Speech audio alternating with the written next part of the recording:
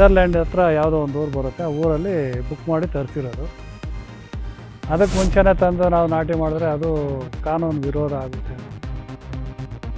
ಪಾಲಿ ಹೌಸಲ್ಲಿ power ಅದು ಕರೆಕ್ಟಾಗಿ ಅದಕ್ಕೆ ಕೊಡ್ತಾ ಇರುತ್ತೆ. ಕಾರ್ಮಿಕರು ಇದಕ್ಕೇನು ಜಾಸ್ತಿ ಏನು ಅಷ್ಟೊಂದಿಲ್ಲ ಸರ್. ಒಂದು ಎಕರೆಗೆ ಬಂದು 3 ಜನ ಇದ್ರೆ ಸಾಕು ಸರ್.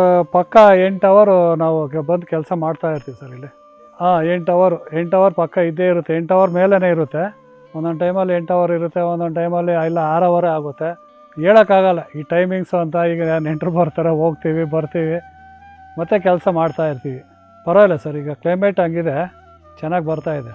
ಹೌದು, ಬೆಳಗ್ಗೆ ನಾವು ಒಂದು ರೌಂಡ್ ಹಾಕ್ಕೊಂಡೋದ್ರೆ ನಮಗೆ ತೃಪ್ತಿ, ಇಲ್ಲಾಂದರೆ ನಮ್ಗೆ ಅಷ್ಟೊಂದು ಇದಿರಲ್ಲ. ನಾವೆಲ್ಲ ಓಡಾಡ್ಕೊಂಡು ಸುತ್ತಾಡ್ಕೊಂಡು ಹೋಗ್ತಾ ಇರ್ತೀವಿ. ಅವಾಗ ದಿನಕ್ಕೆ ಕಮ್ಮಿ ಅಂದ್ರೂ ಬೆಳಗ್ಗೆ ಸಾಯಂಕಾಲ 2 ರೌಂಡ್ ಸಪ್ರೇಟು. ಈ ಲೇಬರ್ ಹತ್ರ ಇಲ್ಲದಿದ್ದು ಸಪ್ರೇಟ್ ನಾವೇ ರೌಂಡ್ ಹಾಕ್ಕೊಂಡು ಹೋಗ್ತಾ ಇರ್ತೀವಿ. ಅದೇ ಹೇಳ್ತೀವಿ ಸರ್ ನಾವು, ಇದ್ರ ಬಗ್ಗೆ ಏನು ಅಷ್ಟೊಂದು ಲಾಭ ಇಲ್ಲ. ನಾವು ಹೇಳೋದು ಅವ್ರಿಗೆ ಬೇರೆ ಏನಾದರೂ ಇನ್ನೂ ಬೇರೆ ವೆರೈಟಿಗಳಿದ್ದಾವೆ ಹೇಳ್ತೀವಿ. ನಾವು ಆ ಥರ ಇದು ಮಾಡೋಕ್ಕೆ ಹೋಗಲ್ಲ. ಯಾಕಂದರೆ ನಾವು ನರ್ಸರಿ ಮಾಡ್ತಾಯಿದ್ದೀವಿ. ಅವರು ನಮ್ಮ ಹತ್ರ ತೊಗೊಂಡೋಗಿ ಹೂವಿನ ಗಿಡ ಹಾಕಿ ಬೆಳೀತಾರೆ. ಅವ್ರಿಗೆ ಈ ಥರ ಮಾಡಿ ಅಂತ ನಾವು ಹೇಳ್ಕೊಡ್ತೀವಿ.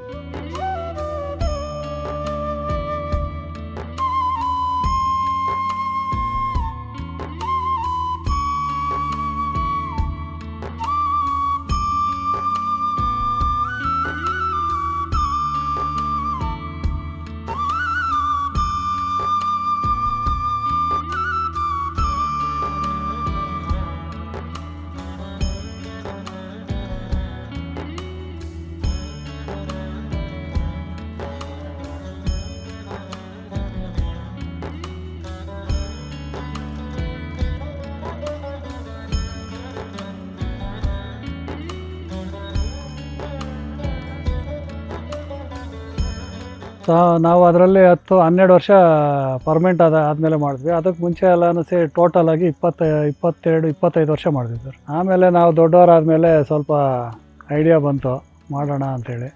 ಅದಾದ್ರ ಮೇಲೆ ಇದಕ್ಕೆ ಜಂಪ್ ಆದ್ವಿ. ಹೇಳ್ತಾರೆ ಕೆಲವರೆಲ್ಲ ಕಲ್ತ್ಕೊಂಡು ಹೋಗಿದ್ದಾರೆ. ಅವರು ಈಗ ರಿಟೈರ್ಡ್ ಆದಮೇಲೆ ಅವ್ರೂ ಮಾಡೋದಕ್ಕೆ ರೆಡಿ ಇದ್ದಾರೆ. ಆ ಥರ ಈಗ ಏನೋ ನೀನು ಫಸ್ಟೆಲ್ಲ ಬಿಟ್ಟು ಬಂದು ಮಾಡ್ತಾ ಇದೀಯಪ್ಪ, ನಾವು ಈಗ ಮಾಡ್ತೀವಿ ಅಂಥೇಳಿ ಈಗ ಮಾಡ್ತಾರೆ.